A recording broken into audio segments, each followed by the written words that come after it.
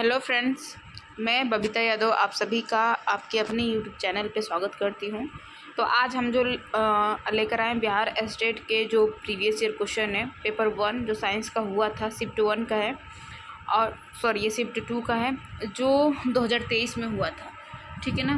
तो आज जो है इसका सॉल्यूशन देखेंगे। यहाँ पर डेट भी दिया, एग्ज़ाम डेट 9/9/2023 को हुआ था। ठीक है। तो इसका जो है सॉल्यूशन हम देखेंगे और जानेंगे कैसे क्वेश्चन पूछे जाते हैं और प्लस कहाँ से क्वेश्चन आते हैं। क्वेश्चन जो है जनरल क्लास 9th 10th के एनसीईआरटी से ही आता है, एससीईआरटी या एनसीईआरटी जो भी कह लें। दोनों बुक लगभग क्या अप्रॉक्सी मतलब एकदम सेम ही है। ठीक है ना। सॉरी। तो चलिए बिना टाइम वेस्ट किए हुए क्वेश्चन को स्टार्ट करते हैं और जानते हैं नेचर ऑफ क्वेश्चन कैसे आए हुए थे। क्वेश्चन फर्स्ट है, ये पूरा हिंदी में ही दिया हुआ है यार।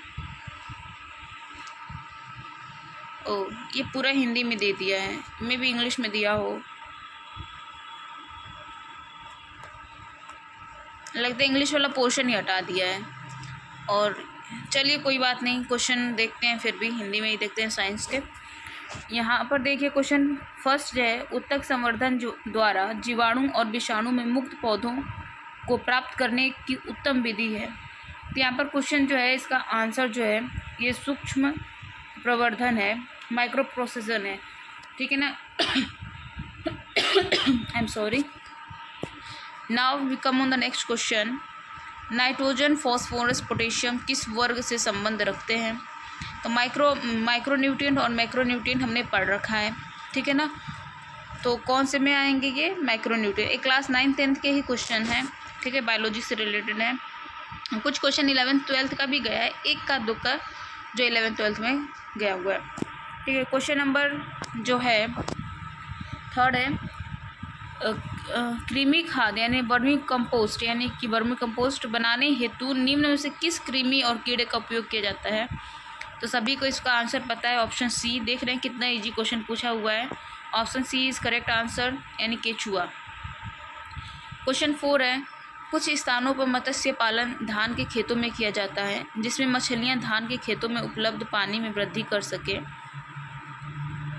मत्स्य पालन की यह विधि कहलाती है, देखिए ये जो है कंपोजिट फिश कल्चर कहलाता है, जैसे कि मिश्रित मत्स्य पालन कहलाता है। जैसा कि नाम ही है, दो चीज़ें जब साथ में होती है तो मिक्स रहती है। सेरिकल्चर हो नहीं सकता, ऑप्शन में भी आप देख सकते हैं सेरिकल्चर हो नहीं सकता, हॉर्टिकल्चर हो नहीं सकता था, है नहीं।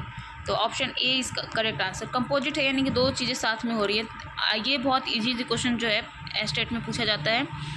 आप जो है आलू में अगेती झुलसा यार early blight disease of potato जो है क्वेश्चन होता है, क्या किसके कारण होता है? तो इसका करेक्ट आंसर हो जाए एक ऑप्शन नंबर ए करेक्ट हो जाएगा, अल्टरनेरिया सोलेनी। यहाँ पर अगर आप लोग साइंस से हैं, अगर बायोलॉजी पढ़ रखा है तो आपको पता होगा आलू का जो साइंटिफिक नेम होता है वो सोलेनेसी फैमिली से, आलू जो है किस फैमिली से रिलेटेड है? सोलेनेसी फैमिली से रिलेटेड होता है। तो वहीं से ये सोलेनी आया है और आप इसे जो है करेक्ट आंसर लगा सकते हैं। ठीक है ना।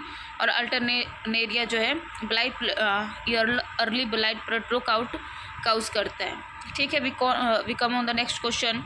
1 बिलियन लाल लिटमस, 1 बिलियन है एक सॉल्यूशन है, लाल लिटमस को नीला कर देता है, इसका पीएच क्या होगा? ठीक है। तो आप जानते हैं कि एक होता है क्या है क्वेश्चन, एक लाल लिटमस को नीला कर दिया तो ये सिंपल से क्षार होगा। क्वेश्चन नंबर इसका 10 डी दिया है। देखिए क्योंकि क्षार जो है लाल को नीला करता है और नीले को लाल जो है अम्ल करता है। ठीक है ना। तो इसका क्योंकि ये आप एक इसका फॉर्मूला भी आता है, सिंपल सा ट्रिक है, अनिल अ से अम्ल, न से नीला, ल से लाल, यानी नीला से लाल। अम्ल जो है नीला से लाल करेगा और ये क्षार जो है लाल से नीला करेगा। तो इसका करेक्ट आंसर ऑप्शन डी हो जाएगा, क्योंकि पीएच वैल्यू जो क्षार की होती है 7+ होती है। तो 7 और ये क्वेश्चन जो है ऑप्शन डी जो है 10 वैल्यू दिया गया था, इसलिए करेक्ट आंसर डी होगा। क्वेश्चन नंबर 7 पे आते हैं, पीएच स्केल की खोज किसने की थी? तो इसको ये पीएच स्केल की खोज किसने की थी? तो पीएच स्केल की खोज सोरेनसन ने की थी। ये क्लास 10th का क्वेश्चन है। ठीक है ना। क्वेश्चन नंबर ये जो है क्लास जो है ये भी क्लास 10th का ही एसिड बेस वाला है। ठीक है ना। पीएच स्केल की खोज हो गया। क्वेश्चन नंबर 8 पे है सल्फ्यूरस अम्ल का रासायनिक सूत्र है। देखिए ये सल्फ्यूरस है, तो इसका ऑप्शन नंबर क्या हो जाएगा? Option number H2SO3। Option number B sulphurous अम्ल है। जो सल्फ्यूरस अम्ल है जो बारिश में हमारा होता है वो सल्फ्यूरिक अम्ल ना होकर सल्फ्यूरस अम्ल आता है, ठीक है ना, ये याद रखिएगा। ये भी क्वेश्चन है क्लास 9 10th का ही है, ठीक है। Now we come on the next question. आवरण प्रक्रिया में क्या होता है? अवकरण प्रक्रिया में क्या होता है? थोड़ी ये इंग्लिश में रहता है तो मैं इसको अच्छे से एक्सप्लेन कर देती। हिंदी में है तो थोड़ी समझने में मेरे को प्रॉब्लम हो रही है, फिर भी जो है इसका करेक्ट आंसर जो होगा हाइड्रोजन का योग होता है। आप इसको हाइड्रोजनेशन भी बोल सकते होंगे, आप पता नहीं क्या ही बोल रहे हैं, या हाँ रिडक्शन या फिर ऑक्सीडेशन कुछ होगा इसका, ठीक है ना। तो यहाँ पर हाइड्रोजन का योग होगा, जो भी होगा। अगर रिडक्शन है तो हाइड्रोजन का एडिशन होता है, और ऑक्सीडेशन होता है तो removal of hydrogen and addition of oxygen होता है, ठीक है ना। तो अवकरण प्रक्रिया में क्या होता है? तो हाइड्रोजन का योग होगा, ठीक है ना। वसा और तेल के, ये भी क्लास 10th का क्वेश्चन है, क्लास 10th का जो है, ठीक है। वसा और तेल के ऑक्सीकरण को कहते हैं, और विकृत गंधिकाई क्या कहते हैं? विकृत गंधिता कहते हैं, क्लास 9th का है, ठीक है ना। इनमें कौन पूरी के ऑक्सीकरण को कहते हैं? इनमें से कौन पूरी के ऑक्सीकरण को कहते हैं? इसका करेक्ट आंसर जो है, क्वेश्चन ही मुझे थोड़ा ऑड लग रहा है भाई, थोड़ी इंग्लिश हिंदी में है और ऑनलाइन एग्जाम हुआ था तो इसलिए थोड़ी प्रॉब्लम है। लेकिन इसका करेक्ट आंसर जो होगा 2H2O + O2 = H2O। देखिए आप जो है क्वेश्चन को समझिएगा कि किस टाइप का नेचर ऑफ क्वेश्चन रहा है। अब यहाँ पर इंग्लिश तुमने दिया नहीं है, हिंदी में है तो हिंदी में ही हम क्या कर रहे हैं, इसको एक्सप्लेन कर रहे हैं, ठीक है। Now we come on the next question. Question number 12, वह कौन सा तत्व है जिसकी परमाणु संख्या 12 है? सोडियम का जो है मैग्नीशियम, सोडियम 11 पे, मैग्नीशियम क्या है 12 पे, तो उसका करेक्ट आंसर क्या हो जाएगा? मैग्नीशियम, ठीक है। कितना इजी क्वेश्चन है आप देख सकते हैं। उस तत्व का संयोजकता बताएं जिसका परमाणु संख्या 12 है, तो क्या हो जाएगा? +2 हो जाएगा, ठीक है ना। मैग्नीशियम का +2 होता है, बहुत इजी क्वेश्चन है। तत्व मैग्नीशियम सल्फर के साथ अभिक्रिया कर कौन सा बंध बनाता है? तो इसका आयनिक बंध बनाएगा, ठीक है, क्योंकि सल्फर जो होता है -2 और ये +2 में रहता है, ठीक है ना। तो इसका क्या हो जाएगा? Option A is correct answer. Question number 15 पे आते हैं। अगर कोई X ऑक्सीजन से क्रिया कर X का ऑक्साइड बनाता है तो बनाते हैं जो लाल लिटमस पत्र को नीला कर देता है, तो X क्या है? जो क्या X क्या है? यहाँ पर अब क्वेश्चन ये है कि हमें पता होना चाहिए कि जो हमारा एसिड मेटल क्या होता है, नॉन मेटल क्या होता है, ठीक है ना। नॉन मेटल क्या होता है? एक क्षारीय मेटल क्या होता है? क्षारीय होता है, और नॉन मेटल तो क्या होता है? एसिडिक होता है नेचर में। तो यहाँ पर क्वेश्चन दिया है कि लाल लिटमस पत्र को नीला, यानी लाल को नीला कर रहा है, तो ये क्या हो गया? क्षार होगा, ठीक है ना। क्षार क्या होता है? धातु होता है, ठीक है। तो इसका क्या करेक्ट आंसर हो जाएगा? 15 का बी हो जाएगा। क्वेश्चन नंबर 16, इनमें से कौन सा एल्केन है? एल्केन, एल्कीन, एल्काइन सब जानते हैं। तो CN और HN+2, 2N+2 जो होगा वो क्या होता है? एल्केन होता है। तो यहाँ पर देख सकते हो ऑप्शन नंबर जो है, एक मिनट देखेंगे, ये सभी एल्केन, ऑप्शन ये सभी नहीं होना चाहिए, क्योंकि देखिए बी जो है इसको फॉलो नहीं कर रहा है, सी कर रहा है, 2 गुना +2 है, ये भी 2 गुना +2 है, लेकिन सी में एल्केन नहीं है। ये क्या है? 2 गुना तो है, 2 गुना +2, ये भी सही है, ठीक है ना। ऑल ऑफ दीज होगा, ठीक है। तो इसका करेक्ट आंसर क्या होगा? ऑल ऑफ दीज होगा। निम्नलिखित किस फल पकाने में प्रयोग किया जाता है? इसमें से किसी को, तो हम जानते हैं एथिलीन को जो है वह फल पकाने में यूज़ किया जाता है, तो इसका करेक्ट आंसर एथिलीन का फॉर्मूला C2H4 होता है, ठीक है ना। तो बी जो है इसका करेक्ट आंसर हो जाएगा। कार्बन को कौन सा गुण है जिसमें वह कार्बन की लंबी श्रृंखला बनाता है? तो इसका श्रृंखलन, ठीक है ना। इसमें कैटेनेशन जो होता है कार्बन का, इंग्लिश में बोले तो कैटेनेशन जो कार्बन का एक स्पेसिफिक गुण होता है जिसके थ्रू जो है एक लॉन्ग चेन जो है फॉर्म करता है, इसमें क्या दिया गया है, श्रृंखलन, ये भी सही है, हिंदी में श्रृंखलन कहते हैं, option B is correct. Option question number 19 सहसंयोजिक यौगिक साधारणता, ये सब क्लास 9 10th एनसीईआरटी के जैसा कि आप लोग देख सकते हैं, ठीक है ना। सहसंयोजिक यौगिक साधारणता होते हैं पानी में एक घुलनशील, ठीक है ना। क्वेश्चन नंबर क्या है, क्वेश्चन नंबर 19 का आंसर क्या हो गया, B. Now we come on the question number 20, तापमान पर द्रव्य का वाष्पीकरण होता है क्वेश्चन नंबर क्वथनांक के नीचे।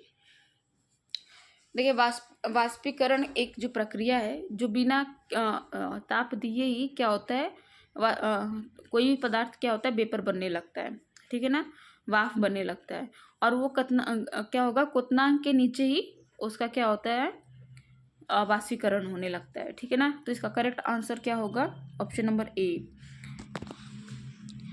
अब है द्रव की सतह पर क्वेश्चन नंबर 21, द्रव की सतह पर वाष्पीकरण होता है क्योंकि सतह पर मौजूद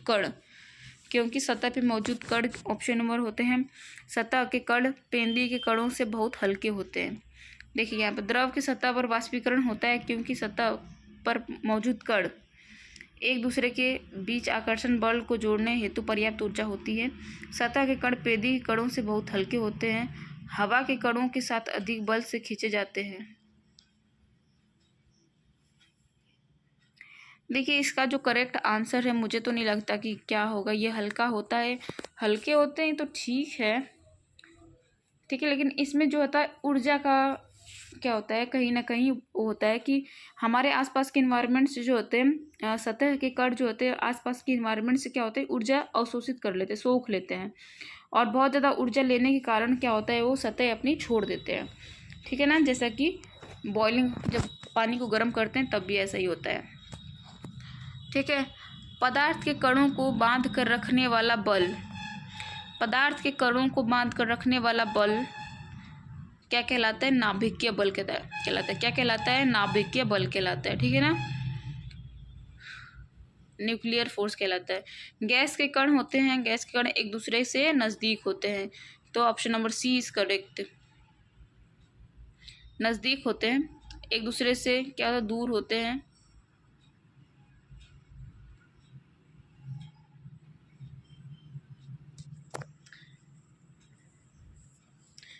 एक दूसरे के नज़दीक होते तो ज़रूर है, लेकिन ज़्यादा नज़दीक भी होते, एक दूसरे से दूर होते हैं, ये भी कह सकते हैं, ठीक है ना। कुछ क्वेश्चन के आंसर में ही मुझे डाउट ही लग रहा है।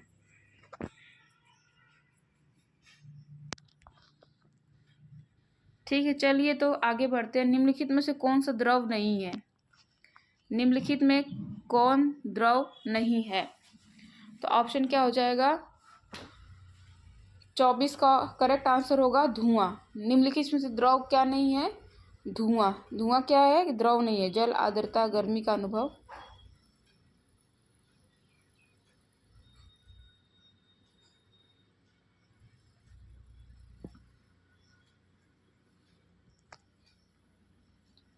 ऐसे बहुत सारे क्वेश्चन के ऑप्शन इतने कंफ्यूजिंग है कि आंसर ढूंढना जो है थोड़ा सा मुश्किल ही लग रहा है नहीं। ऐसे क्वेश्चन है। अब बताइए, इससे पूछा कि कौन द्रव नहीं है, गर्मी का अनुभव। गर्मी का अनुभव क्या द्रव है, बाप रे, ठीक है ना। क्वेश्चन नंबर निम्नलिखित में से 24 का हो गया। 25 पे आते, ऊष्मीय ऊर्जा होता है, ऊष्मीय ऊर्जा क्या है, जल के 1 केल्विन ताप के बराबर होता है। जल के ऊष्मीय ऊर्जा क्या होता है, जल के 1 केल्विन ताप के, क्लास 9 का ही क्वेश्चन है, ठीक है, चैप्टर नंबर 1 से रिलेटेड है ये। निम्नलिखित में कौन सा सबलाइम है, वही आयोडीन है। ऑप्शन नंबर सी जो है करेक्ट आंसर होगा। सबलिम यानी सब्लिमेशन या ऊर्ध्वापातन, इसका कहना मतलब है। क्वेश्चन नंबर 27 पे चलते हैं। क्वेश्चन नंबर 27 होता है जल का क्वथनांक है, तो सभी लोग जानते हैं जल का क्वथनांक क्या है, 0 डिग्री सेंटीग्रेड, वायुमंडल ताप पे गलने लगता है, ठीक है ना, पिघलना ही रहता है। निम्नलिखित में कौन सा टिंडल प्रभाव का दर्शाता है, टिंडल प्रभाव कौन दर्शाता है, समांगी मिश्रण।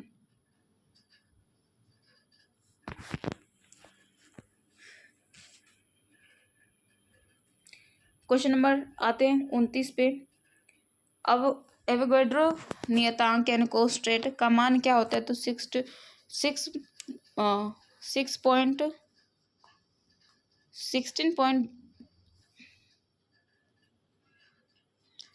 यहाँ पर दिया 16.22 × 10⁻23 करेक्ट आंसर है, ठीक है ना। निम्नलिखित में से कौन एक परमाणविक है?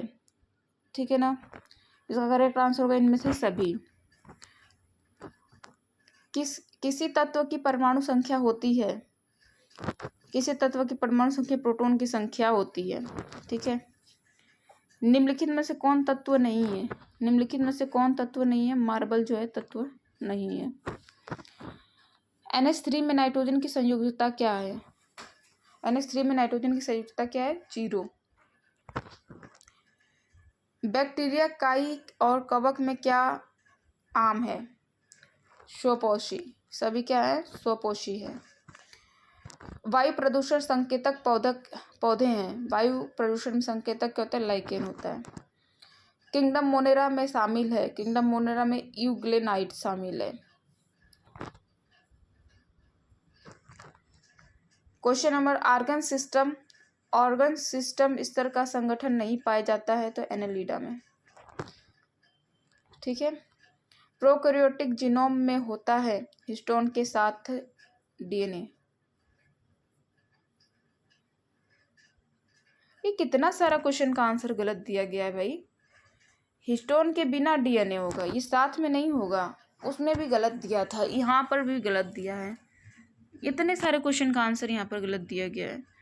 हिस्टोन के बिना DNA होता है प्रोकैरियोटिक में। यूकैरियोटिक में होता है हिस्टोन के साथ है DNA, ठीक है ना। तो 38 का जो करेक्ट आंसर होगा A होगा, ना कि C होगा। इसमें मुझे बहुत सारे क्वेश्चन में डाउट ही लग रहा है। प्लाज्मा झिल्ली किससे बनी होती है? प्रोटीन और न्यूक्लियोसाइड से। Protein, carbohydrate, phospholipids. Protein, nucleotides. अब क्या ही कहा जाएगा, इसका करेक्ट आंसर ऑप्शन C होगा। प्रोटीन होता है, कार्बोहाइड्रेट और फॉस्फोलिपिड होता है। न्यूक्लियोटाइड नहीं होता है भाई। अब फॉस्फोलिपिड और प्रोटीन दिया है तो ऑप्शन B भी करेक्ट हो सकता है। ऑप्शन C, देखिए हम लोग के जो क्लास 9th-10th के लेवल का है तो ऑप्शन B करेक्ट होगा। लेकिन यही जब ग्रेजुएशन लेवल पे चला जाता है तो प्रोटीन, कार्बोहाइड्रेट, फॉस्फोलिपिड होता है। कार्बोहाइड्रेट बहुत माइन्यूट मात्रा में पाया जाता है और फॉस्फोलिपिड होता है प्लस प्रोटीन होता है, ना कि ऑप्शन D करेक्ट आंसर नहीं होगा। रिक्तिका का घेरने वाली झिल्ली कहलाती है, टोनोप्लास्ट कहलाती है, ये सही है। जिन कोशिकाओं में गुणसूत्रों के 2 से अधिक पूर्ण सेट होते उसे कहलाती हैं, द्विगुणित कहलाता है। स्टेटम अंकुरण किस प्रकार के उपकला का एक उदाहरण है? तो यह है क्यूबॉइडल एपिथेलियम का स्टेटेड अंकुरण, ठीक है ना। इसको देखेंगे, टिश्यू वाले चैप्टर से है, ठीक है ना। एनिमल टिश्यू जब पढ़ेंगे क्लास 9th का है, ठीक है ना, उत्तक वाले चैप्टर से। निम्नलिखित में से कौन जीवाणु जनित रोग का समूह है? जो जीवाणु रोग करते हैं, मलेरिया है, पोलियो, मप्स, ठीक है ना। काला आजार रोग का उष्मायान अवधि क्या है? तो 1 महीना होता है, 1 मंथ होता है काला आजार आने के लिए। छुई मुई के पौधे की पत्तियों का झुकना किसके कारण होता है? प्लाज्मोलिसिस होता है, काइनेसिस होता है, एक टैक्सिस होता है। तो इसमें क्या है? प्लाज्मोलिसिस होता है, यानी कि जो है प्लाज्मा से वाटर जो है सक कर लिए जाते हैं और इसलिए पत्तियां क्या हैं? झुक जाती हैं। ये क्लास 10th का है। रंध्रों का खुलना, यहाँ से क्लास 10th स्टार्ट है। रंध्रों का खुलना और बंद होना किसके द्वारा नियंत्रित होता है? तो गैलोफिल कोशिकाएं यहाँ पर आंसर दिया गया है। एपिडर्मल कोशिकाएं, गार्ड और रक्षी कोशिकाएं, ठीक है। इसका भी आंसर देखेंगे क्योंकि इस पर मुझे डाउट हो रहा है। 47 का जो है, वायुमंडल का CO2 किस प्रक्रिया द्वारा पत्तियों में प्रवेश होती है? तो ऑस्मोसिस। अंतःक्षेपण दिया गया है, अंतःक्षेपण। अब इसका इंग्लिश तो मुझे पता नहीं है, लेकिन यहाँ विसरण होगा करेक्ट आंसर। बाय डिफ्यूजन होता है अंतःक्षेपण, डिफ्यूजन का हिंदी जो भी हो वही होगा, ठीक है ना, करेक्ट आंसर। ओजोन परत वायुमंडल के किस क्षेत्र में पाया जाता है? तो ये किस में पाया जाता है? इसमें कोई डाउट नहीं होगा आपको, समताप मंडल में पाया जाता है। चिपको आंदोलन को नेतृत्व सर्वप्रथम किसके द्वारा दिया गया था?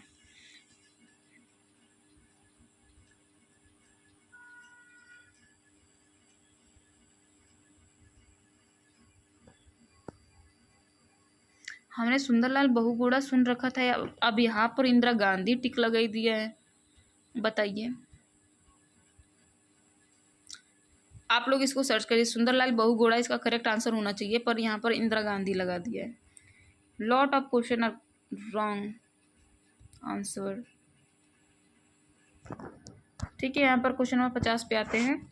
क्वेश्चन नंबर 50 जो है, केंद्रीय प्रदूषण नियंत्रण बोर्ड का मुख्यालय कहाँ स्थित है? तो ये नई दिल्ली में है। ठीक है ना। क्वेश्चन नंबर 51 पे आते हैं। पोषण जिसमें जीव शरीर के अंदर भोजन लेता है और एंजाइम का उपयोग करके पचाता है, उसे क्या कहते हैं? मांसाहारी कहते हैं। पोषण जिसमें जीव शरीर के अंदर भोजन, हेलोजोइक कहते हैं भाई। मांसाहारी क्या होता है?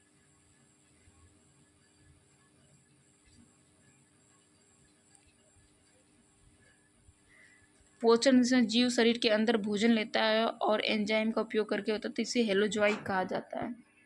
एनिमल टाइप ऑफ फूड कहा जाता है। निम्नलिखित में कौन से जड़े श्वसन जड़े हैं? तो इसका जो करेक्ट आंसर न्यूमेटोफोरस होता है। ये जो होती है पत्तियों पे जड़ें कुछ पाई जाती हैं, और सुंदरबन में देखते होंगे कि कुछ रूट जो होती हैं पानी के ऊपर आ जाती हैं, है नहीं? तो वो क्या होती है, क्या होती है, वहाँ शोषण करती हैं। ठीक है ना, ये करेक्ट हो जाए न्यूमेटोफोरस। फलों के पकने के लिए निम्नलिखित में से कौन पादप हार्मोन उत्तरदायी है? फलों के पकने के लिए सभी को पता है कौन है, जिब्रेलिन। ठीक है,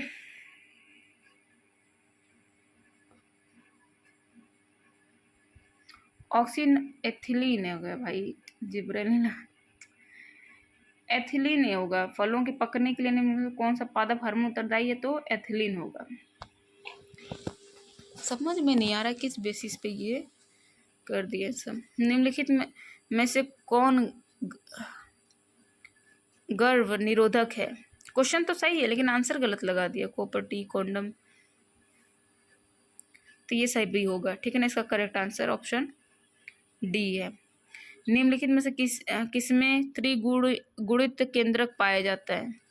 तो किसमें पाया जाता है? बीज में पाया जाता है। ठीक है ना, बीज करेक्ट आंसर। निम्न जनसंख्या में भारत की वैश्विक स्थिति क्या है?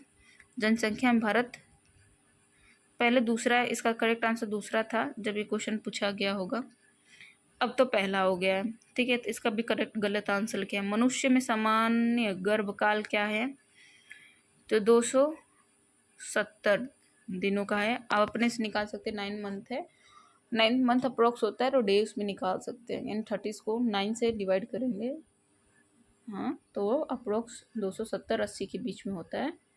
ठीक है, निम्नलिखित में से कौन डार्विन के सिद्धांत में शामिल नहीं थे? प्राकृतिक चयन, नेचुरल सिलेक्शन, विरासत के माध्यम से विकास, योग्यता, विरासत के माध्यम से विकास, योग्यता का उत्तर जीविता, जीवन के अस्तित्व के लिए संघर्ष। मतलब ये हद है भाई, हद है। इतना गलत आंसर कैसे कोई दे सकता है भाई? यहाँ पर ऑप्शन देख ले, क्या पता इसी ने गलत लिख रखा हो। ऑप्शन यहाँ पर दे रखा है 4, ये जीवन के अस्तित्व के लिए संघर्ष, इसको मेंडल ने नहीं शामिल किया था। बी इसका मुझे लग रहा है करेक्ट आंसर होगा, लेकिन इसका भी एक बार देखना पड़ेगा। 58 का मेंडल ने शामिल किया था इसको, लेकिन मेंडल की खुद की थ्योरी नहीं थी ये। जीवन के अस्तित्व के लिए संघर्ष जो है मेंडल खुद का थ्योरी नहीं, मेंडल कहीं और से जरूर लिया था, लेकिन इसको मेंडल ने अपने सिद्धांत में शामिल जरूर किया, सॉरी डार्विन ने अपने सिद्धांत में इसको शामिल जरूर किया था। ठीक है ना। निम्नलिखित में से किसका उपयोग मानव उद्भव के अध्ययन करने के लिए किया जाता है? मानव उद्भव के अध्ययन के लिए क्या है? खुदाई, सभी होगा यहाँ पर। डीएनए अनुक्रम का निर्धारण, समय, डेटिंग, ऑल ऑफ दिस होगा इसका आंसर। अब आ जाते हैं यहाँ फिजिक्स। निम्नलिखित में कौन सा ग्राफ किसी वस्तु के विरामावस्था को प्रदर्शित करता है? निम्नलिखित में से कौन सा ग्राफ किसी वस्तु के विरामावस्था को प्रदर्शित करता है? तो इसका करेक्ट आंसर क्या हो जाएगा? हाँ, क्या क्वेश्चन है? निम्नलिखित में कौन सा ग्राफ किसी वस्तु का विरामावस्था को प्रदर्शित, यानी कोई वस्तु विराम में है तो कौन सा ग्राफ जो है इंडिकेट कर रहा है? पहला तो नहीं होगा, क्योंकि ये देख रहे हैं ये टाइम है और ये स्पीड है, तो हम देख रहे हैं टाइम बढ़ रहा है तो स्पीड भी कहीं ना कहीं बढ़ रही है, तो ये विरामावस्था में नहीं है। हम देख रहे हैं टाइम के साथ कहीं ना कहीं स्पीड बढ़ रही है, ये भी विरामावस्था में नहीं है। यहाँ पर देख रहे हैं टाइम के साथ जो है स्पीड जो है कांस्टेंट बनी हुई है, तो कहीं ना कहीं इसको हम कहेंगे कि एक कांस्टेंट स्पीड पे वो चल रहा है, ठीक है ना, वेलोसिटी पे, कांस्टेंट वेलोसिटी पे चल ही रहा है। अब ऑप्शन सी और डी में से कोई एक होना चाहिए। इसका करेक्ट आंसर जो है क्या दिया हुआ है? इसका जो करेक्ट आंसर दिया हुआ क्या है? Question number 60। क्वेश्चन नंबर 60 का करेक्ट आंसर दिया गया है, तो कोड नंबर है क्वेश्चन का, आईडी ऑप्शन का है 34002 है। 34002 कौन सा है? 34001, 34002 टोटली गलत है भाई, ये तो होगा ही नहीं। विरामावस्था यानी वेलोसिटी, मुझे लग रहा है ऑप्शन सी जो है करेक्ट होगा, ठीक है, ऑप्शन सी जो है करेक्ट होगा।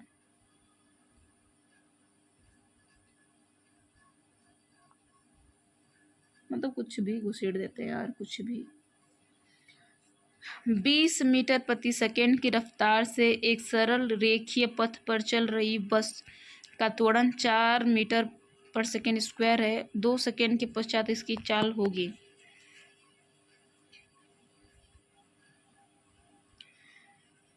बीस मीटर प्रति सेकेंड की रफ्तार से एक सरल रेखीय पथ पर चल रही बस का त्वरण 4 क्या है? 20 मीटर। यहाँ पर टाइम दिया गया है, क्या दिया गया? 20 मीटर प्रति सेकेंड। मीटर प्रति सेकेंड किसका क्या है? इनिशियल वेलोसिटी दे दिया गया है। रफ्तार से एक सरल रेखीय पथ पर चल रही बस का त्वरण यानी क्या? वी यानी वेलोसिटी हमें दे दिया गया है 20, एक्सेलरेशन हमें दे दिया है ए, और टाइम दे दिया गया है 2 सेकेंड। इसकी चाल होगी, यानी क्या हमें पूछ रहा है? स्पीड पूछ रहा है, ठीक है ना, स्पीड पूछ रहा है जब हमें, तो इसका करेक्ट आंसर तो ऑप्शन नंबर डी का 28 दिया गया है। इसमें क्या होगा कि दो फॉर्मूले लगेंगे। लॉ ऑफ मोशन के जो फॉर्मूला नंबर 1 लगेगा, पहले 1 लगाएंगे, उसके हिसाब से हम क्या निकालेंगे? इनिशियल वेलोसिटी हमें दे दी गई है, फाइनल वेलोसिटी निकाल लेंगे, ठीक है ना। इसकी कुछ 2 सेकेंड बाद इसका चाल होगी, त्वरण 4 हो जाएगा, यानी कि यूटी प्लस हाफ एटी का square, S equals to UT plus half AT का स्क्वायर, तो वहाँ से चाल निकल जाएगी, यानी फर्स्ट लॉ ऑफ मोशन से ये नहीं, सेकेंड लॉ ऑफ मोशन से इसका जो है निकल जाएगा। UT plus half S equals to UT plus half AT, जब ये वाला फॉर्मूला रखेंगे तो देखेंगे तो इसे जो भी सॉल्व करेंगे आप लोग वो निकल जाएगा। एक गाड़ी का ओडोमीटर क्या नापता है? तो गाड़ी का ओडोमीटर क्या नापता है? औसत वेग। औसत वेग नहीं मापता है, गाड़ी द्वारा तय की गई दूरी को मापता है ओडोमीटर, ठीक है ना। संवेग का एसआई मात्रक क्या है? संवेग का होता है केजी, मीटर पर सेकेंड होता है, क्योंकि हम जानते हैं संवेग p इक्वल्स टू एम भी होता है।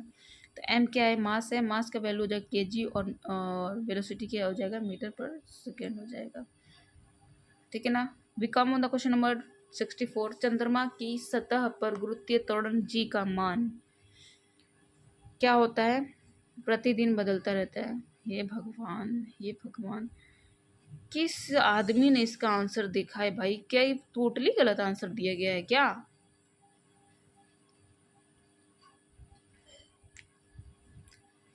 चंद्रमा की सतह पर गुरुत्वीय त्वरण जी का मान फिक्स रहता है भाई, बदलता नहीं। पृथ्वी की सतह पर जी के मान से कम होता है, ठीक ना। Option B is correct answer, पृथ्वी की सतह से पर जी के मान से अधिक। ऑप्शन बी जो है इसका करेक्ट होगा। कमानीदार तुला द्वारा हवा में किसी वस्तु का मापा जाता है। कमानीदार तुला द्वारा हवा में किसी वस्तु को मापा जाता है, वास्तविक वजन। हाँ जी, ये ऑप्शन सही है, वास्तविक कमानीदार तुला द्वारा हवा में किसी वस्तु का। जी बिल्कुल, ये ऑप्शन सही होगा। किसी वस्तु का वजन 20 किलोग्राम है, यह वजन बराबर है 169 न्यूटन बोल रहा है। हमें पहले पता होना चाहिए किसी वस्तु का वजन, यानी केजी हमें मास हमें दे दिया है। फिर तो हम एक्सेलरेशन 9.8 रखेंगे, ये वजन बराबर होगा। तो F इक्वल्स टू हमें पता चल जाएगा। तो F इक्वल्स टू ma का प्रयोग करते हुए, एक मिनट रुकिए तो निकाल ही लेते हैं यार, हर बार क्वेश्चन को छोड़कर जाना अच्छा नहीं है। तो F इक्वल्स टू हम जानते हैं ma है, ठीक है। हमें m दे दिया 20, a जो है 9.8 है। अब हमने इंटू किया, जो भी आएगा आप देख लीजिएगा, ठीक है ना। इसका आंसर 196 दिया गया है, पर आप अपने हिसाब से देख लेना। नाउ क्वेश्चन नंबर 67, किसी वस्तु पर किया गया कार्य निर्भर नहीं करता है वस्तु के प्रारंभिक वेग पर। वस्तु के प्रारंभिक वेग तो विस्थापन पे बल और विस्थापन के बीच कोण पे लगाए गए विस्थापन, उसके प्रारंभिक वेग पे विस्थापन वस्तु द्वारा किया गया कार्य नहीं निर्भर करता है। तो देखिए, मुझे लग रहा है विस्थापन पे निर्भर नहीं करता है, ठीक है ना। वो विस्थापन पर एक जगह से दूसरे जगह जाना है, विस्थापन पे तो निर्भर करता है। हम जानते हैं F equals to work into, F equals to क्या होता है, force equals to displacement into time होता है, नहीं डिस्प्लेसमेंट। और वर्क इक्वल्स टू क्या होता है, फोर्स इंटू डिस्प्लेसमेंट होता है। तो ये बल पे भी निर्भर करेगा, विस्थापन पे भी निर्भर करेगा, तो वेग पे नहीं निर्भर करेगा, यानी बी पे निर्भर नहीं करेगा। इसका आंसर क्या हो जाएगा, ऑप्शन बी करेक्ट हो जाएगा, ठीक है ना। जिसमें लोहा भी तैर सके वैसा धातु है मैग्नीशियम। Correct answer. अपने अक्ष पर पृथ्वी के घूर्णन के बढ़ने या घटने की पृथ्वी के किस स्थान पर जी का मान अपरिवर्तित रहेगा। तो इसका जी का मान जो होता है कर्क रेखा दिया गया आंसर, आप लोग देख लेना, जल्दी जल्दी पढ़ते हैं, बहुत सारा क्वेश्चन बचा हुआ है और टाइम बहुत टेकिंग हो गया। 4 द्रव ABCD का अपेक्षित घनत्व क्रमशः 1.26, 1.0, 1.8 तथा 13.5 है। एक वस्तु को इन सभी द्रवों में बारी बारी से डुबाया जाता है। इनमें से किसी द्रव में उस वस्तु का ज़्यादा से ज़्यादा हिस्सा डूबा रहेगा। तो ऑप्शन बी इसका बोल रहा है करेक्ट है। क्या है ऑप्शन बी, गलत ही होगा ऑप्शन बी, ठीक है ना। 4 द्रव ABCD अपेक्षित घनत्व क्रमशः 1.26, 1.0, 0.8, 30.5 है। तो एक वस्तु को इन सभी द्रवों में बारी बारी से डुबाया जाता है। इनमें से किसी द्रव में उस वस्तु को ज़्यादा से ज़्यादा हिस्सा डूबा रहेगा। अपेक्षित घनत्व जो है,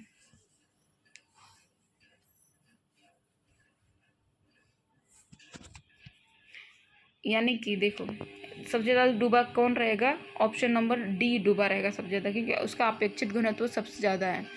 यानी कि पानी के कंपैरिजन में क्या है, बहुत ज़्यादा जो द्रव डी है, पानी के कंपैरिजन में बहुत ज़्यादा क्या है, डेंसिटी उसकी हाई है। जब उसकी डेंसिटी हाई है और पानी की डेंसिटी कम है तो क्या डूब जाएगा, यानी डी इसका करेक्ट आंसर होना चाहिए, ठीक है। अब देखिए क्वेश्चन जो है, क्वेश्चन का नेचर आप लोग समझिए, एक्सप्लेन करने में बहुत ज़्यादा टाइम लग रहा है। द्रव रखने वाले पात्र के तल पर उस द्रव द्वारा लगाने वाला दाब है। अब लोग ये बस देखिए क्वेश्चन किस नेचर का, यहाँ पर जो क्वेश्चन है ऑप्शन भी करेक्ट दिया गया है, लेकिन आंसर यहाँ पर करेक्ट नहीं लगाया गया है। बहुत सारे आंसर जो है गलत है, कुछ आंसर सही है लेकिन सभी गलत नहीं कह सकते, लेकिन कुछ जो है बहुत गलत ही है, ठीक है। द्रव रखने वाले पात्र के तल पर उस द्रव द्वारा लगाने वाला बल उपयुक्त सभी सतह द्रव के घनत्व पर निर्भर करता है, प्रत्येक दिशा में समान रहता है, पात्र के पृष्ठीय क्षेत्रफल पर निर्भर नहीं करता है। जी इसमें तो सभी सही लग रहा है मुझे, ठीक है ना। क्वेश्चन नंबर 72 पे आते हैं। 27 डिग्री पर किसी गैस को ध्वनि को का वेग 30 मीटर पर सेकेंड है, तो 173 डिग्री पर उस गैस की ध्वनि क्या होगी। तो इसको आप देख लीजिएगा। क्वेश्चन नंबर 72 का करेक्ट आंसर यहाँ पर दिया गया 2/3 दिया गया है। आगे बढ़ते, ध्वनि तरंगे सबसे तीव्र गति से गमन करते हैं। ध्वनि तरंगे सबसे तीव्र में किसमें होती है। अब ये देखो भाई, ये देखो, अब तो क्या ही बताएं, ऐसा लग रहा है कि सभी का आंसर गलत ही दिया है। ध्वनि तरंगे पहले निर्वात में तो जाती नहीं है, और तीव्र कहाँ से हो जाएंगी वो। तो इसका सही आंसर होगा ऑप्शन नंबर बी, ठीक है ना। सोनार एक ऐसी युक्ति है जिसमें उपयोग किया जाता है। सोनार में कौन सा अल्ट्रावायलेंट रे का यूज़ किया जाता है। आपको जो भी इसमें सुनने योग्य तरंगों का अल्ट्रावायलेंट, इसमें जिसका भी इंग्लिश अल्ट्रावायलेंट होगा वही यहाँ इसका आंसर होगा। यह आंसर जो गलत लिखा हुआ है। दक्षिण भारत के तटवर्ती क्षेत्र में जाड़े के दिनों में होने वाली वर्षा का मुख्य कारण क्या है। तो इसका मुख्य कारण पश्चिमी विक्षोभ है, ठीक है ना। ऑप्शन बी भी करेक्ट है, ऑप्शन सी भी करेक्ट ही दिया है। यानी बहुत ज़्यादा गलतियां दे दी थी एस्टेट वालों ने, बीसेफ वालों ने, लगता है पहली बार पेपर बनाया था उन्होंने। ज्वारीय ऊर्जा किस प्रकार का संसाधन है। ज्वारीय ऊर्जा किस प्रकार का है। ज्वारीय ऊर्जा नवीकरण ही हो गया, ठीक है। निम्नलिखित में से मिट्टी के कटाव का प्रमुख कारण कौन से हैं। मिट्टी, वन, सोपानी कृषि, जल। सोपानी कृषि क्या होता है भाई, ठीक है ना। जो भी आपको ऑप्शन में करेक्ट लगे आप अपने हिसाब से इसको सर्च भी कर सकते हैं। पर देख ले PYQ का उम्मीद मत रखिएगा कि पिछली क्वेश्चन से कुछ आएगा, ठीक है ना। ये भी सेफ है और बहुत इजी क्वेश्चन पूछा है, तो बिल्कुल भी उम्मीद आप बस क्वेश्चन ऑफ नेचर का देखिएगा कितना इजी क्वेश्चन पूछा जा रहा है। पर मुझे नहीं लगता प्रीवियस ईयर क्वेश्चन से एक भी क्वेश्चन उठेगा। अगर उठता भी है तो एक बार आप क्वेश्चन देख लेंगे और यहाँ पर आंसर भी देख लेंगे। क्वेश्चन मैं बता रही हूँ, इसका आंसर जो गलत गलत लिखा है, हालांकि ये इंग्लिश में होता है तो मैं इसको अच्छे से एक्सप्लेन करती। टोटली हिंदी में लिखा है और मेरा बैकग्राउंड इंग्लिश है स्टडी का। वैसे मैं हिंदी में ही बोलती हूँ, हिंदी आती है मेरे को, इंग्लिश नहीं आती। पर स्टडी जो है मैंने इंग्लिश मीडियम में कर रखी इसको, साइंस का। तो हिंदी में थोड़ा एक दो क्वेश्चन है जो डिफ़िकल्ट है बताना, ठीक है ना। अब इसका जो है आप देख लीजिएगा। अब मिट्टी के कटाव के लिए कौन सा कारण प्रमुख कारण है। अब सोपानी कृषि क्या होती है यही नहीं पता मुझे, तो मैं क्या ही बताऊँ। ऑप्शन सोपानी कृषि, जल भी है भाई, इसमें जल का तो मेन कारण है, जैसे कि बाढ़ आ जाती है तो, है नहीं। निम्नलिखित में कौन सा मृदा प्रदूषण का प्रमुख कारण है। अब ये शिफ्टिंग कल्चर होते हैं या झूम कृषि होता है तो भी हम लगा देते हैं। अब सोपानी कृषि क्या होता है नहीं पता भाई। निम्नलिखित में कौन सा मृदा प्रदूषण का प्रमुख कारण है। मृदा प्रदूषण का रासायनिक खादों का अधिक प्रयोग, ये तो है ही है। जैविक खादों का प्रयोग, सच्चाई, यानी ए इसका करेक्ट आंसर है, ठीक है ना। पृथ्वी के वायुमंडल में ऑक्सीजन गैस की मात्रा कितनी है, तो ऑक्सीजन है 21%, है ना। इसका करेक्ट आंसर दिया गया। निम्नलिखित में से कौन सा मृदा अपरदन को रोकने के लिए सबसे कारगर उपाय है, तो मृदा अपरदन को रोकने के लिए 12 सिंचाई। अब बताओ, ऑप्शन ए इसका सही आंसर होगा, ना कि सिंचाई होगा। चिपको आंदोलन का मुख्य उद्देश्य क्या था, तो वृक्षों को बचाना इसका था। अब ये साक्षरता दे दिया, बताओ क्या कहें भाई, क्या कहें। मानस अभ्यारण्य भारत के किस राज्य में, तो असम में है ये, तो ये पंजाब में दे दिया। वाह वाह। कौन सा कोयला सबसे उत्तम प्रकार का होता है। बिटुमिनस नहीं होता है, एंथ्रेसाइट होता है, ठीक है ना। एंथ्रेसाइट जो होता है बहुत उत्तम प्रकार का कोयला होता है। हमारे भारत में सबसे ज़्यादा कौन सा कोयला पाया जाता है, तो बिटुमिनस कोयला पाया जाता है। निम्नलिखित में से कौन सा जीवाश्म ऊर्जा है, तो कोयला जो है एक जीवाश्म ऊर्जा है, ठीक है ना। कोयला क्या है, एक प्रकार का जीवाश्म ऊर्जा। ऑप्शन करेक्ट हो जाएगा। हीराकुंड जल विद्युत केंद्र भारत के किस राज्य में, तो हीराकुंड जो है उड़ीसा में है। अब देखो इसको बिहार में लिख दिया है, बाप रे। पेट्रोलियम किन चट्टानों में मिलता है, पेट्रोलियम किन परतदार चट्टानों में पेट्रोलियम मिलता है, ठीक है ना। विद्युत आवेश का ऐसा ही मात्रक क्या है। विद्युत आवेश यानी कि आवेश का है ना, कूलाम होगा। इलेक्ट्रिक चार्ज का बोल रहा था, इसका कूलाम आंसर करेक्ट होगा। प्रतिरोध का सूत्र क्या है, तो हम जानते हैं V/IR होता है। V/IR होता है, तो V/I यानी ऑप्शन सी जो होगा वो करेक्ट, ऑप्शन सी करेक्ट होगा। यहाँ पर R/V/G, यहाँ पर सी, ऑप्शन सी सही है। विभवांतर मापने वाले यंत्र को क्या कहते हैं, तो वोल्ट मीटर कहते हैं। गैल्वेनोमीटर भी कहते हैं, वोल्ट मीटर भी कहते हैं। तो विभवांतर पोटेंशियल डिफरेंस को मापने के लिए तो volt meter, galvanometer potential current को मापने के लिए होता है, गैल्वेनोमीटर जो करंट को मापने के लिए होता है ना, और वोल्ट मीटर पोटेंशियल डिफरेंस को मापने के लिए होता है। तो option potential meter volt meter ही होगा, ना कि galvanometer. Galvanometer I think current को नापने के लिए होता है। विद्युत हीटर में तार की कुंडली किस तत्व की बनी होती है? तो प्लेटिनम की, यहाँ तांबा दिया गया है। विद्युत हीटर में तार की कुंडली तो तांबा ही का ही बना रहता है शायद, है नहीं? विद्युत हीटर में तांबा का ही बना रहता है। क्या किस पे? कॉपर का। विद्युत का अच्छा चालक है प्लास्टिक, कार्बन, चांदी। चांदी जो है, देख लो भाई इनका, देख लो इनका आंसर, देख लो प्लास्टिक। विद्युत का अच्छा चालक प्लास्टिक है। वाह, मतलब आंसर देखने, ये जो जिसने मतलब अपलोड किया उसने भी लगता है कि कुछ भी छाप दिया भाई। ओम और 6 ओम, 3 ओम और 6 ओम के प्रतिरोध है, और समांतर करने पर समतुल्य प्रतिरोध का, अब देखो यहाँ पर पैरेलल दिया गया, समांतर यानी पैरेलल होगा। अब पैरेलल दिया गया है तो क्या होगा, ठीक है ना, ये यहाँ पर दिया गया है तो क्या होगा, पैरेलल में तो ऐड करते हैं, सीरीज में डिवाइड कर देते हैं, तो ऐड करने पर कितना होगा, 9 ओम होगा, ठीक है ना, 9 ओम करेक्ट आंसर होगा।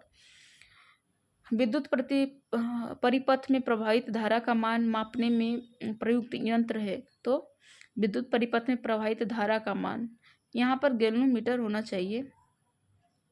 प्रवाहित धारा तो एमीटर होगा, सही है, एमीटर यहाँ पर सही होगा। परिपथ में है, परिपथ में जो लगा रहता है।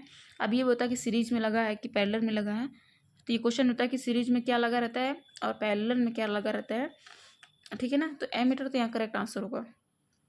टंगस्टन कितने डिग्री ताप पर पिघलता है?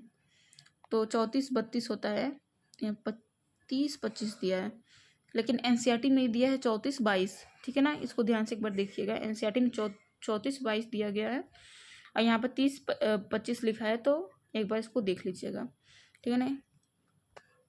भारत में प्रत्यावर्ती धारा एसी की आवृत्ति क्या है? एसी का आवृत्ति जो है यहाँ 50 हर्ट्ज है, करेक्ट है 50 हर्ट्ज। निम्न में से किस माध्यम में प्रकाश की चाल अधिकतम है? प्रकाश की चाल सबसे ज़्यादा किस में होती है?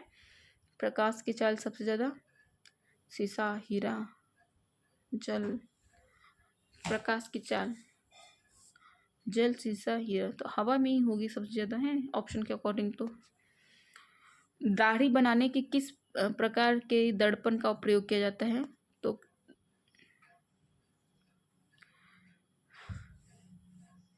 दाढ़ी बनाने के लिए किस प्रकार का दर्पण यूज किया जाता है? तो उत्तल दर्पण का प्रयोग किया जाता है, आई थिंक, ठीक है ना।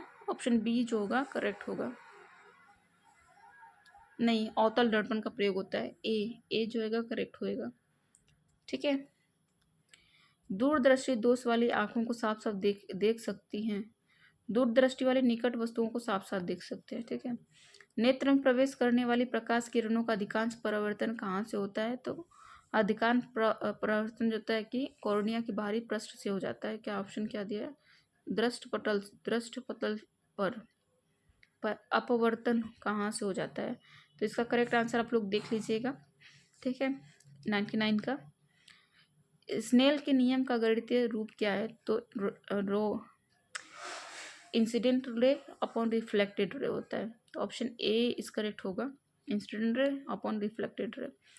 शिक्षण के स्तंभ, आप आगे यहाँ पर कुछ लगता है, अब साइंस का क्वेश्चन लगता है खत्म हो गया। शिक्षण के स्तंभ है उपयुक्त सभी, पाठ्यक्रम, अनुदेशन, आकलन और सभी।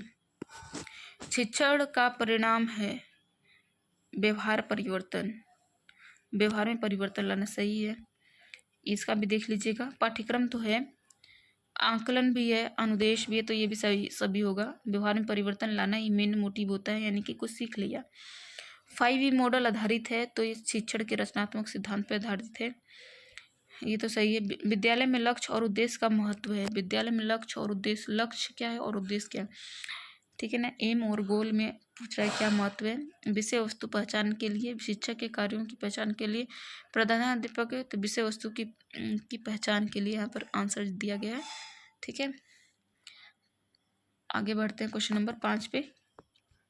ब्लूम की व्यवस्थाएं, वर्गीकरण व्यवस्थाएं, ठीक है ना। ब्लूम की बहुत ज़्यादा इन्होंने 3 अवस्थाएं बताई थी, भावनात्मक, क्रियात्मक और साइकोमोटर था, और एक साइकोमोटर यानी कि क्रियात्मक था, संवेगात्मक, क्रियात्मक और भावनात्मक, ठीक है ना।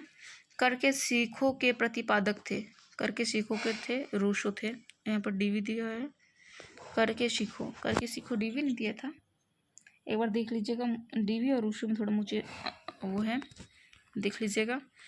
निगमन विधि कहलाती है। निगमन यानी एक होता है सूत्र से एग्जाम्पल की तरफ चलना, और एक होता है फॉर्मूले से एग्जाम्पल, और एक एग्जाम्पल से फॉर्मूले। तो निगमन विधि जो होते हैं, आगमन भी होती है फॉर्मूले से, मतलब सूत्र, अरे एग्जाम्पल से फॉर्मूले की तरह आगमन चलती है। निगमन जो होती है हमें सूत्र से लेके फॉर्मूले यानी उपयुक्त क्या है, सभी रटने का बढ़ावा देता है, तार्किक क्षमता सुधारने में अनुपयुक्त होता है, भूलने की प्रवृत्ति होती है, यानी कि फॉर्मूले से एग्जाम्पल की तरफ जाता है, ठीक है ना। कार्यभार विधि महत्वपूर्ण चरण के शिक्षण अधिनियम प्रक्रिया में कहा है। कार्यभार विधि महत्वपूर्ण चरण है, शिक्षण अधिनियम प्रक्रिया में कहा है डगलस ने। पाठ योजना प्रक्रिया है उपयुक्त सभी अध्याय नियोजन की, विषय क्रिया नियोजन की, शिक्षण कार्य नीति योजना की।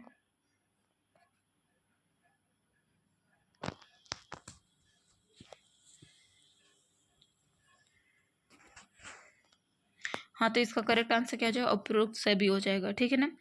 हार्वर्ड अधिगम में चरण है हार्वर्ड संबंध, ठीक है ना, क्या है हार्वर्ड अधिगम में संबंध, विभेद है, वर्गीकरण, दिशा निर्देश है। इसमें वर्गीकरण ही किया था, 5 अवस्थाएं बताई थी, जिसमें क्या होता है कि पहले कैसे लर्न किया जाता है। तो अब संबंध है क्या होगा ये आप लोग देख लीजिएगा, ठीक है ना।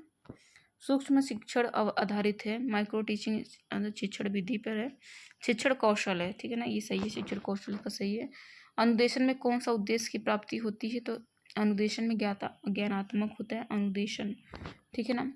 पर पुनर्बलन कौशल का उपयोग किया जाता है छात्रों को प्रोत्साहन हेतु, अधिगम रुचिकर हेतु, तो दोनों होगा।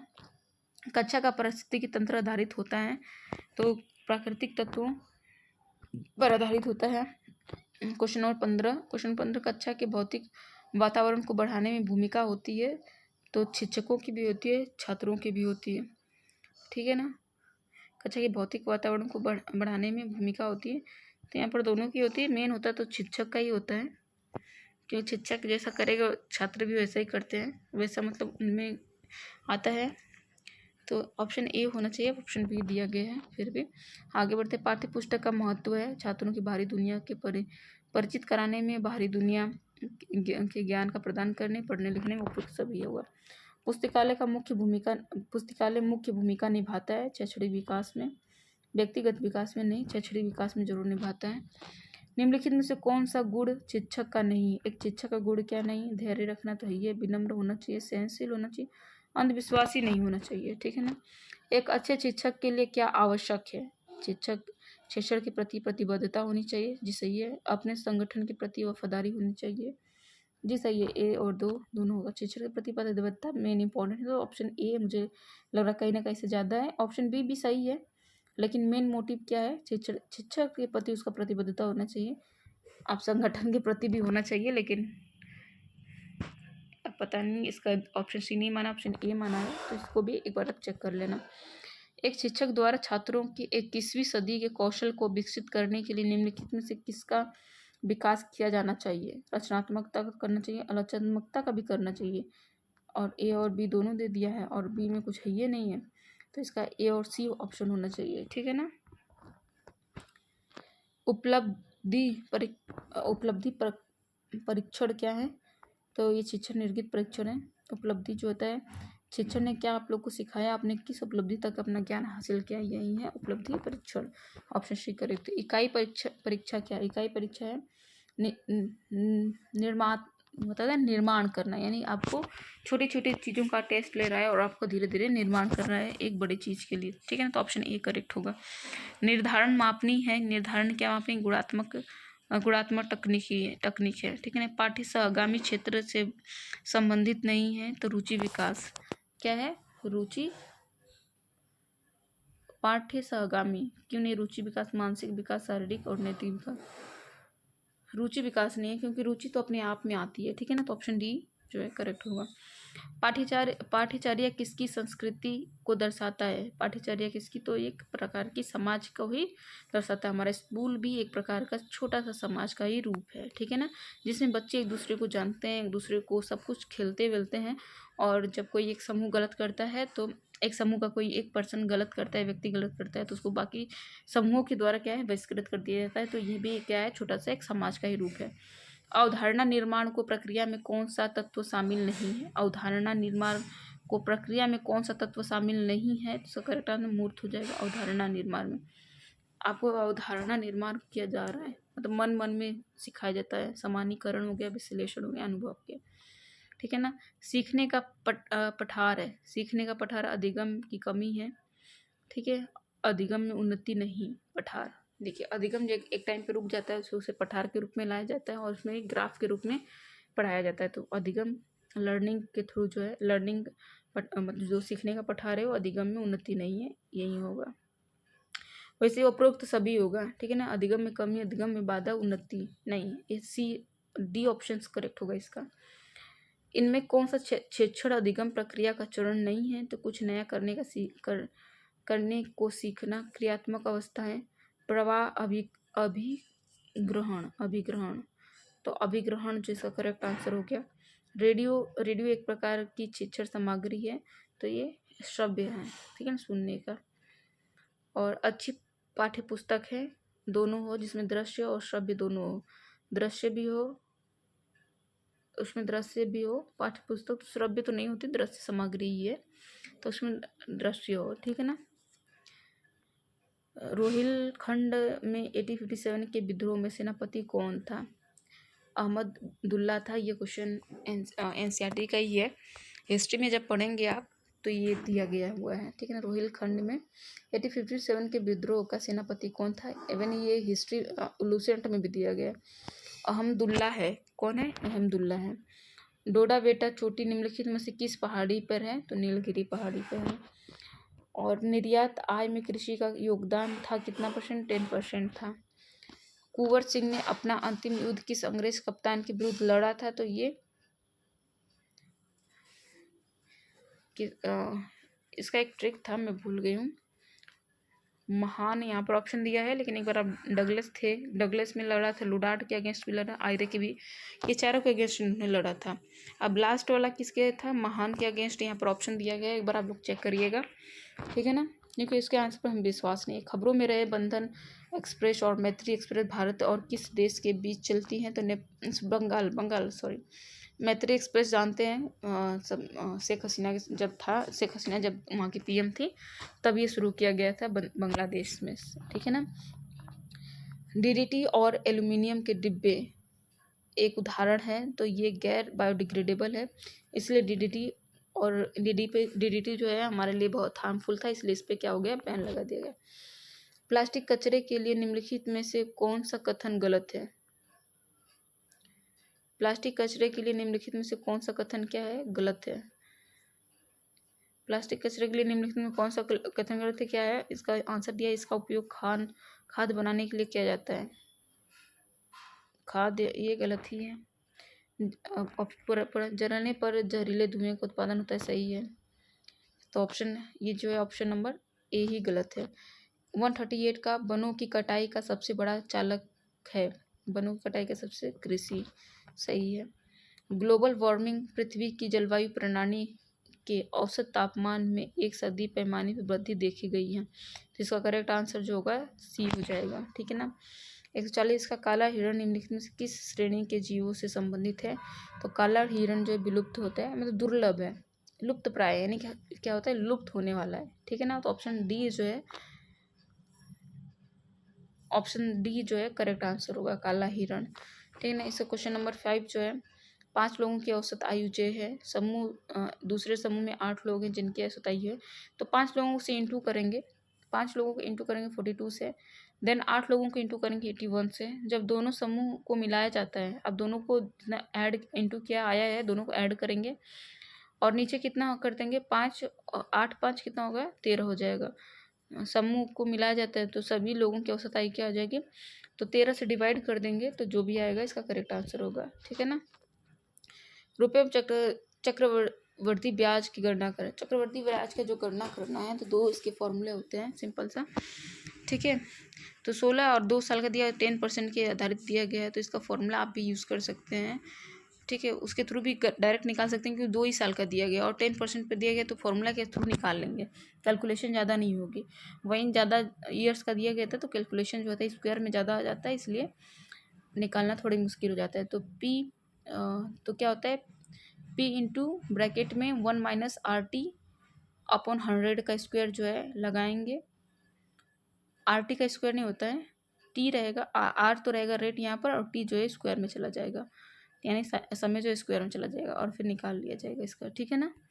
ये फॉर्मूला यूज़ करते हुए क्वेश्चन नंबर 143 पे आ जाएंगे। 0.09 इंटू 10 इंटू 0.00, अरे यार 0.09 और 0.007 का गुणनफल क्या होगा, तो इसको इंटू कर लेंगे, सिंपल जो आएगा उसका आंसर होगा।